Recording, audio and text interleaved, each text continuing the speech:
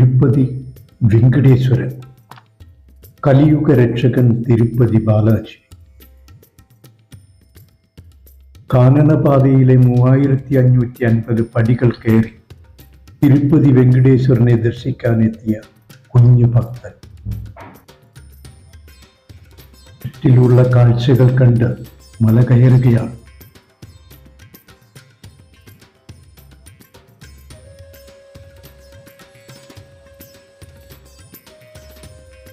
ആയിരത്തി 500 പടികൾ പിന്നിട്ട് ഭക്തരുടെ മുന്നോട്ടുള്ള യാത്ര. ഓരോ കണികയിലും ദേവസാന്നിധ്യം കുടികൊള്ളുന്ന പുണ്യഭൂമിയാണ് തിരുമല എന്നത് നമുക്ക് അനുഭവിച്ചറിയാൻ കഴിയും. തിരുപ്പതി ബാലാജിയെ മനസ്സിൽ ധ്യാനിച്ച് ഗോവിന്ദ ഗോവിന്ദ എന്ന ശരണമന്ത്രവുമായി ഭക്തർ മുന്നോട്ട്.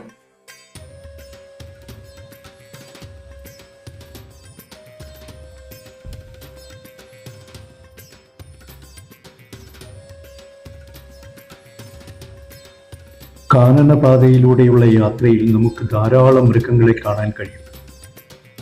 ഭയം ലവലേശമില്ലാതെയാണ് അവ കാനനപാതയ്ക്കരികിലേക്ക് വരിക. വെങ്കടേശ്വരന്റെ പുണ്യഭൂമിയിലെത്തുന്നവർ ഭക്തരാണെന്നും അവരെ ഭയക്കേണ്ടതില്ലെന്നും അവർക്കറിയാം. മൃഗങ്ങൾക്ക് ഭക്ഷണ സാധനങ്ങൾ നൽകരുതെന്നും നിർദ്ദേശമുണ്ടെങ്കിലും ഭക്തർ അരികിലെത്തുന്ന മൃഗങ്ങൾക്ക് സ്നേഹത്തോടെ പഴവർഗ്ഗങ്ങളും ഭക്ഷണങ്ങളും നൽകാറുണ്ട്. അപൂർവമായി വന്യമൃഗങ്ങളും കാട്ടുപാതയ്ക്കരികിൽ പ്രത്യക്ഷപ്പെടാറുണ്ട്. ആ സാഹചര്യങ്ങളിൽ ഭക്തർ ചെയ്യേണ്ട കാര്യങ്ങൾ സൂചിപ്പിക്കുന്ന ധാരാളം ബോർഡുകൾ ക്ഷേത്രപാതയിൽ സ്ഥാപിച്ചിട്ടുണ്ട്. അല്പം പോലും ഭയമില്ലാതെയാണ് ഈ മാനുകൾ കാട്ടുപാതയ്ക്കരികിലൂടെ അതുവഴി നടന്നു പോകുന്ന ഭക്തർക്കരികിലേക്ക് വരികയും പോവുകയും ചെയ്യുന്നത്. അവർ കൊടുക്കുന്ന ഭക്ഷണ സാധനങ്ങൾ അവർ ആർത്തിയോടെ കഴിക്കാറുമുണ്ട്.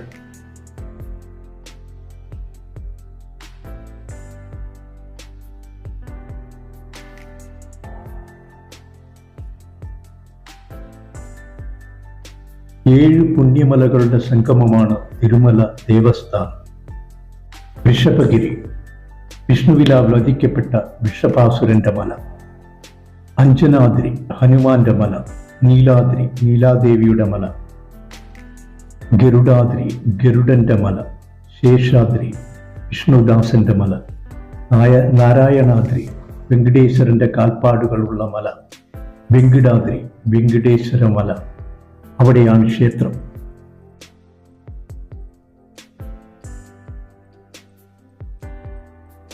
കാനനപാതയ്ക്കരികിലെ മനോഹര കാഴ്ചകൾ പ്രകൃതി നമുക്കായി കനിഞ്ഞു നൽകിയതാണ്. സുന്ദര കാഴ്ചകൾ ആസ്വദിച്ച് അല്പനേരം വിശ്രമിച്ച് നമുക്ക് വീണ്ടും യാത്ര തുടരാം.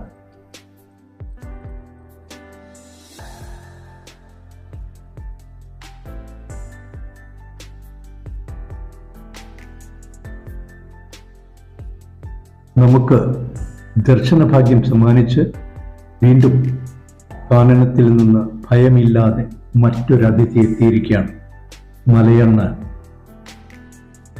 ഭക്തരുടെ കയ്യിൽ നിന്ന് പഴങ്ങൾ വാങ്ങി മിന്നൽ വേഗത്തിൽ മരത്തിന് മുകളിലേക്ക് പാഞ്ഞു കയറും. സമുദ്രനിരപ്പിൽ നിന്ന് 853 മീറ്റർ ഉയരത്തിലാണ് തിരുമല. ഈ മലകൾ ആദിശേഷന്റെ ശിരസ്സുകളെ പ്രതിനിധീകരിക്കും. ഏഴാമത്തെ മലയായ വെങ്കിടാദ്രിയിലാണ് തിരുപ്പതി ക്ഷേത്രം നിലകൊള്ളുന്നത്.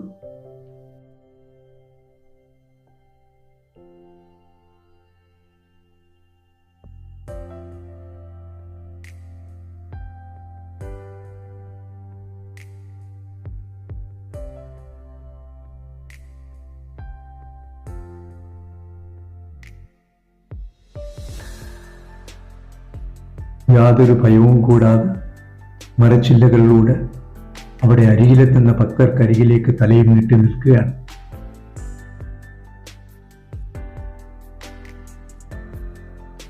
ഓരോ പടിയിലും കാലെടുത്ത് വയ്ക്കുമ്പോൾ മനസ്സിൽ വെങ്കടേശ്വരന്റെ രൂപം മാത്രമാണുള്ളത്. നാവിൽ ശരണമന്ത്രവും നൂറ്റാണ്ടുകളായി കോടിക്കണക്കിന് ഭക്തർ സഞ്ചരിച്ച പാതയിലൂടെ ഒരേ മനസ്സോടെ ഭക്തർ മുന്നോട്ട്.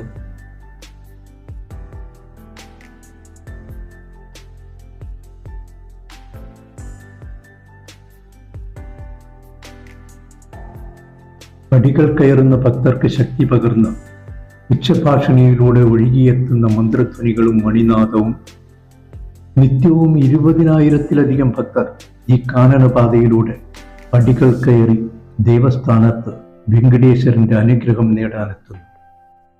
ഓരോ പടിയിലും കർപ്പൂരം കത്തിച്ചു വരുന്ന കാഴ്ചയാണ് നമ്മളിപ്പോൾ കാണുന്നത്. ഒരാള് ആദ്യം കർപ്പൂരം പടികളിൽ വെച്ചിട്ട് പോയിട്ടുണ്ട്. പിന്നാലെ വരുന്ന ആളാണ് അതിന് അഗ്നി പകർന്നു കൊണ്ടുവരുന്നത്. ആ കാഴ്ചയാണ് നമ്മളിപ്പോൾ കാണുന്നത്. മലമുകളിൽ നിന്ന് താഴേക്ക് നോക്കിയാൽ കാണുന്ന മനോഹര കാഴ്ച. പുണ്യക്ഷേത്രങ്ങൾ അധികവും മലമുകളിലോ വനമധ്യത്തിലോ ആയിരിക്കും. മിക്ക പുരാതന ക്ഷേത്രങ്ങളും അങ്ങനെയാണ്. പ്രകൃതിയുമായി ഇഴുകി ജീവിക്കണമെന്ന സന്ദേശം നൽകാൻ കൂടിയാവണം അത്. ഇവിടെ ചുറ്റിലും മലകൾ നമുക്ക് കാണാൻ കഴിയും. മനോഹരമാണ് ഈ കാഴ്ച. താഴെ ഉള്ള പ്രദേശങ്ങൾ കാണാം. ഇവിടെ ജനവാസ മേഖലയാണ്.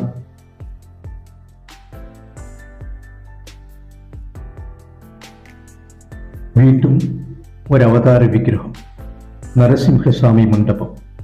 നരസിംഹസ്വാമിയെ തൊഴുതു വണങ്ങി അല്പനേരം വിശ്രമിക്കാം. അവിടെ ഒരു പൈപ്പിലൂടെ തണുത്ത ജലം വരുന്നുണ്ട്. അല്പനേരം പാദങ്ങളെ തണുപ്പിക്കാം. ആനന്ദം തങ്ങുന്ന അനുഭവമാണത്.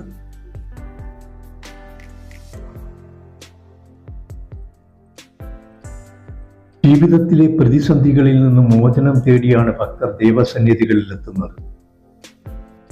കരുണാമയനായ ഈശ്വരൻ അവരുടെ പ്രാർത്ഥനകൾ കേൾക്കുന്നു. അവരെ കഷ്ടതകളിൽ നിന്ന് മുക്തി നൽകി കാത്തുരക്ഷിക്കുന്നു. ഭക്തർ ആവേശത്തോടെ പടികൾ കയറുകയാണ്. തിരുപ്പതിയിലാണ്. ടോട്ടലായിട്ട് 3350 സ്റ്റെപ്പ്. രാവിലെ 5:18 പ്രധാന റോഡിൽ നിന്നുള്ള പ്രധാന ഗോപുരത്തിൽ അവിടെ നിന്ന് നമുക്ക് മുകളിലേക്ക് കയറാൻ പറ്റും. അപ്പോൾ 3350 സ്റ്റെപ്പുകളിൽ ഇപ്പം ഞാനിരിക്കുന്ന 1700 7:30 ആയിട്ടുണ്ട്. 1700 സ്റ്റെപ്പുകൾ ഒരു 2 മണിക്കൂർ, ചില 6:30-7 ഇത്രയും സമയം കൊണ്ട് 1700. കാരണം ടോട്ടലായിട്ട് 3350, 1700 ആയിട്ടുള്ളൂ. ഇതിൻ്റെ ബാക്കി സ്റ്റെപ്പുകൾ ഇനി കയറണം. കാരണം നമ്മളിപ്പോൾ പർവ്വതമല പോയ പോലെ അത്ര പെട്ടെന്ന് ടയേർഡ് ആവത്തില്ല. പിന്നെ കുഴപ്പമില്ലാതെ നമുക്ക് മുകളിലേക്ക് പോകാൻ കഴിയും. അതുപോലെ തന്നെ ഈ സ്റ്റെപ്പുകളിലൊക്കെ കുങ്കുമവും, കാരണം ഓരോ സ്റ്റെപ്പിലും ചന്ദനവും കുങ്കുമവും കൊണ്ട് പൊട്ട് തൊടുന്ന പോലെ, ചന്ദനം തൊടുന്ന പോലെ സ്റ്റെപ്പുകളിലൊക്കെ നേർച്ചയായിട്ട് ചെയ്യുന്ന പോലെ അവർ ചെയ്തു പോകുന്നു. അപ്പം അതും വെള്ളവും മഴവെള്ളമാണെന്ന് തോന്നുന്നു, വെള്ളവും സ്ലിപ്പാകാനുള്ളൊരു സാധ്യതയുണ്ട്. അതുകൊണ്ട് വളരെ ഫാസ്റ്റായിട്ട് നമുക്ക് പോകാൻ കഴിയും. കാരണം നോർമലായിട്ട് സ്റ്റെപ്പ് വെച്ച് കയറി പോകാനേ കഴിയുള്ളൂ. എന്നാലും കുഴപ്പമില്ലാതെ നമുക്ക് ടയേർഡാവും. ഇതാണ് ഏറ്റവും പ്രധാനമായിട്ട്. എന്ന് പറഞ്ഞു കഴിഞ്ഞാൽ ടോട്ടലായിട്ട് റൂഫുണ്ട്. അതേപോലെ തന്നെ വരുന്ന വഴിക്കല്ല വെള്ളം കുടിക്കാൻ, അതേപോലെ ചായകൾ കഴിക്കുന്ന ഷോപ്പുകളൊക്കെ ധാരാളം ഉള്ളതുകൊണ്ട് പെട്ടെന്ന് അങ്ങനെ ടയേർഡാവില്ല. കുറച്ച് നേരമൊക്കെ ഇതേപോലെ ഓരോ സ്ഥലങ്ങളിൽ ഇരിക്കാനുള്ള സ്ഥലമുണ്ട്. അവിടെ ഇരുന്ന് കുറച്ച് റെസ്റ്റ് എടുത്തിട്ട് മുന്നോട്ട് പോകാൻ കഴിയും. മാത്രമല്ല ഈ സ്റ്റെപ്പുകൾ 3350 സ്റ്റെപ്പുകൾ എന്ന് പറഞ്ഞു കഴിഞ്ഞാൽ 11 കിലോമീറ്ററാണ് ടോട്ടലായിട്ട്. അപ്പം ഇത്രയും ദൂരം നമ്മൾ സ്റ്റെപ്പ് കയറി, അടുത്തടുത്ത സ്റ്റെപ്പുകളാണ്. സ്റ്റെപ്പ് കയറി പോകുമ്പോൾ ടയർഡാവാനുള്ള സാധ്യതയുണ്ട്. പക്ഷേ എന്നാലും ഇവിടുത്തുകാരും ആന്ധ്രക്കാരും തമിഴ്നാട്ടുകാരും ഒക്കെ ആന്ധ്രക്കാർ പ്രത്യേകിച്ച് പോകുന്ന സമയത്ത് അവർ ശരണം വിളിക്കുന്ന പോലെ ഈ ഗോവിന്ദ എന്നൊക്കെ വിളിച്ചിട്ട് കയറി പോകുന്നതാണ്. അതേപോലെ ഇവർ ഇതേപോലെ തൊട്ട് പോകുക. അതുപോലെ നമ്മുടെ വീഡിയോയിൽ കണ്ടു കഴിഞ്ഞാൽ മനസ്സിലാവും. ഓരോ സ്റ്റെപ്പിലും ഇതേപോലെ കർപ്പൂരം കത്തിക്കും, ദീപം തെളിയിച്ചിട്ട് പോകുന്നവരുണ്ട്. ഇതൊരു നേർച്ച പോലെ ചെയ്യുന്നതാണ്. കാരണം ഈ 3350 പടികളിലും ഇതേപോലെ കർപ്പൂരം കത്തിച്ചിട്ട് പോകുന്നവരുണ്ട്. അപ്പം അതേപോലെ വളരെ ആൾക്കാർ വളരെ തൃപ്തിയോടെയും സന്തോഷത്തോടെയും പോകുന്ന ഒരു ക്ഷേത്രമാണ്. രാവിലെ തൊട്ട് കയറിക്കൊണ്ടിരിക്കുന്നതാണ്. ഇപ്പോഴും ആൾക്കാർ വന്നുകൊണ്ടിരിക്കുകയാണ്. തിരുപ്പതി ശരിക്കും പറഞ്ഞു കഴിഞ്ഞാൽ ലോകത്തിലെ ഏറ്റവും കൂടുതൽ ഭക്തർ ദർശനത്തിനെത്തുന്ന ദേവനാണ് തിരുപ്പതി ബാലാജി. അപ്പം അത്രത്തോളം ഫേമസ് ആയിട്ടുള്ള ക്ഷേത്രമാണ്. അതേപോലെ ഭക്തർക്ക് അത്രത്തോളം വിശ്വാസമാണ്. അപ്പോൾ നമുക്കിനിയും പകുതിയേ ആയിട്ടുള്ളൂ. 3330 പകുതി സ്റ്റെപ്പ്, 1700 സ്റ്റെപ്പുകളെ ആയിട്ടുള്ളൂ. അപ്പോൾ നമുക്കിനി മുകളിലേക്ക് പോകാം. വീണ്ടും ഒരു അവതാരദേവന്റെ മണ്ഡപത്തിൻ്റെ അരികിൽ എത്തിയിരിക്കുകയാണ് നമ്മൾ. വാമനൻ സ്വാമിയുടെ മണ്ഡപമാണ്. വാമനൻ സ്വാമിയെ തൊഴുതു വണങ്ങി അരികിലുള്ള കടകളിൽ നിന്ന് ചായയോ കൂൾ ഡ്രിങ്ക്സോ വാങ്ങിക്കുടിച്ച് അല്പനേരം വിശ്രമിച്ച ശേഷം യാത്ര തുടരാവുന്നതാണ്. വാമനന്റെ വിഗ്രഹമാണ് നമ്മൾ കാണുന്നത്. വളരെ മനോഹരമായ ഒരു മണ്ഡപത്തിലാണ് വിഗ്രഹം പ്രതിഷ്ഠിച്ചിരിക്കുന്നത്. ആ മണ്ഡപത്തിന് ചുറ്റും കൈവരി കെട്ടിയിട്ടുണ്ട്. നമുക്ക് അവിടെ ഇരുന്ന് വിശ്രമിക്കാം. അതിനുശേഷം യാത്ര തുടരാം.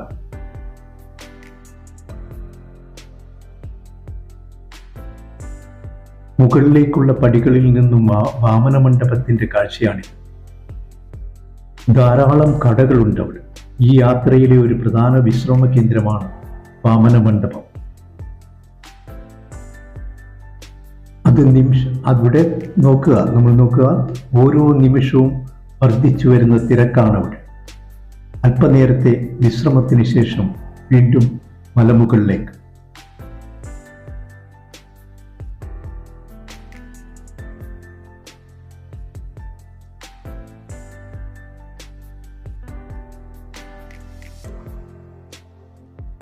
നമുക്ക് ആവശ്യമുള്ള ഭക്ഷണ സാധനങ്ങളും ഡ്രിങ്ക്സും ഒക്കെ അവിടെ കിട്ടും.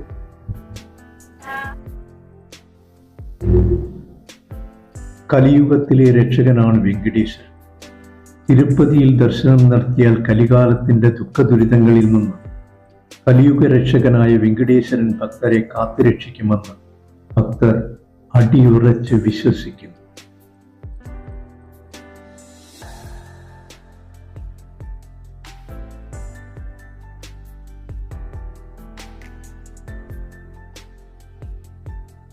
ഗോവിന്ദ ഗോവിന്ദ വിളികളോടെ മുന്നോട്ട് വീണ്ടും ഒരു ഗോപുരം. ഈ ഗോപുരത്തിന്റെ ഉള്ളിൽ ശ്രീരാമന്റെയും ലക്ഷ്മണന്റെയും സീതാദേവിയുടെയും പ്രതിഷ്ഠയുള്ള ക്ഷേത്രമുണ്ട്. ഹനുമാൻ സ്വാമിയുടെ ക്ഷേത്രമുണ്ട്. ആ ക്ഷേത്രത്തിൽ കടന്ന് പ്രാർത്ഥിച്ചു വണങ്ങി പുറത്ത് കടന്നാൽ ഈ യാത്രയിലെ ഏറ്റവും വലിയ വിശ്രമ താവളത്തിലെത്താം. അവിടെ ഭക്ഷണം കഴിച്ച് വിശ്രമിച്ച് പൂർണ്ണമായും ക്ഷീണമകറ്റിയാണ് യാത്ര തുടരുക. അതിനുള്ള എല്ലാ സൗകര്യങ്ങളും ക്ഷേത്രം അവിടെ ഒരുക്കിയിട്ടുണ്ട്. വളരെ വലിയൊരു ഗോപുരമാണ്. ഗോപുരത്തിന്റെ ഉള്ളിലാണ് ശ്രീരാമന്റെ ക്ഷേത്രം. അവിടെ പ്രതിഷ്ഠ ശ്രീരാമന്റെയും സീതാദേവിയുടെയും ലക്ഷ്മണന്റെയും പ്രതിഷ്ഠയുണ്ട്. അതുപോലെ തന്നെ ഹനുമാൻ സ്വാമിയുടെ ഒരു ക്ഷേത്രവും അവിടെ തന്നെയുണ്ട്. രാമക്ഷേത്രത്തിന് മുകളിൽ കാത്തിരിക്കുന്ന സിംഹപാലൻ കുരങ്ങുകൾ ഹനുമാൻ സ്വാമി. അവരുടെ ഓരോ ചലനങ്ങളും നോക്കിയിരിക്കുന്നത് ഭക്തർക്ക് ആനന്ദം പകരുന്ന അനുഭവമാണ്. ശരിക്കും അവിടെ എത്താറുള്ള ഭക്തർക്ക് കൗതുകകരമായ പല കാര്യങ്ങളും നമുക്ക് ഈ യാത്രയിൽ കാണാൻ കഴിയും. അതേപോലെ അതിലൊരു പ്രത്യേകതയാണ് ഈ മൃഗങ്ങൾ, അവയുടെ ഓരോരോ കാര്യങ്ങൾ.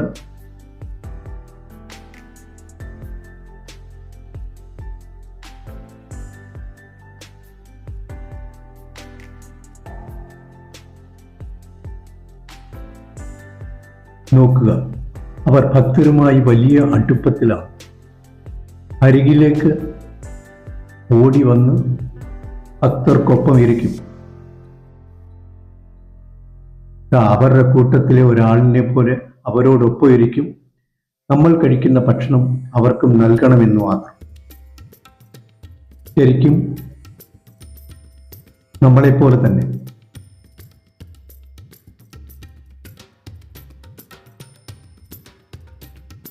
അതിവിശാലമായ വിശ്രമത്താവളമാണ് രാമക്ഷേത്രത്തിനരികിലുള്ളത്.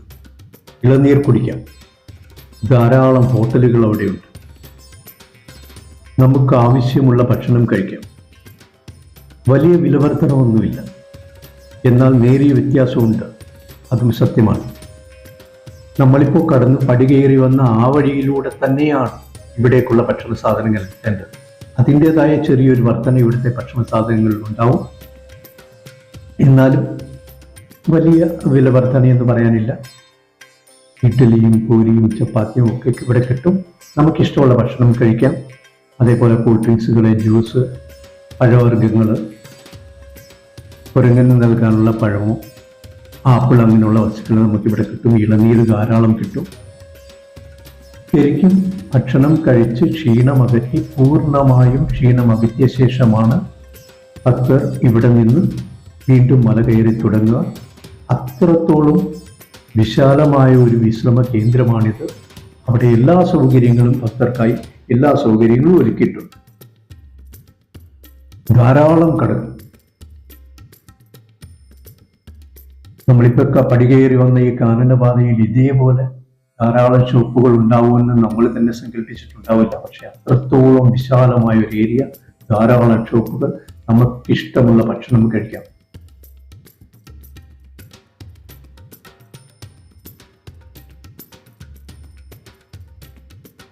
രാമക്ഷേത്രത്തിന്റെ അരികിലെ ദൃശ്യങ്ങളാണ്.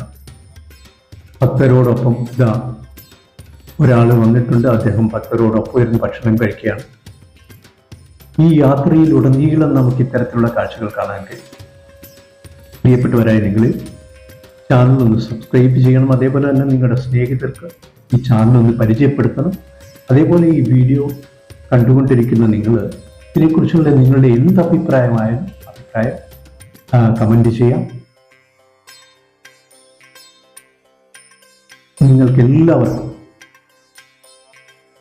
തിരുപ്പതി ബാലാജിയുടെ അനുഗ്രഹം ഉണ്ടാവട്ടെ, ശ്രീരാമന്റെ അനുഗ്രഹം ഉണ്ടാവട്ടെ, ഹനുമാൻ സ്വാമിയുടെയും അനുഗ്രഹം ഉണ്ടാകട്ടെ എന്ന് പ്രാർത്ഥിച്ചുകൊണ്ട് നന്ദി, നമസ്തേ, വണക്കം.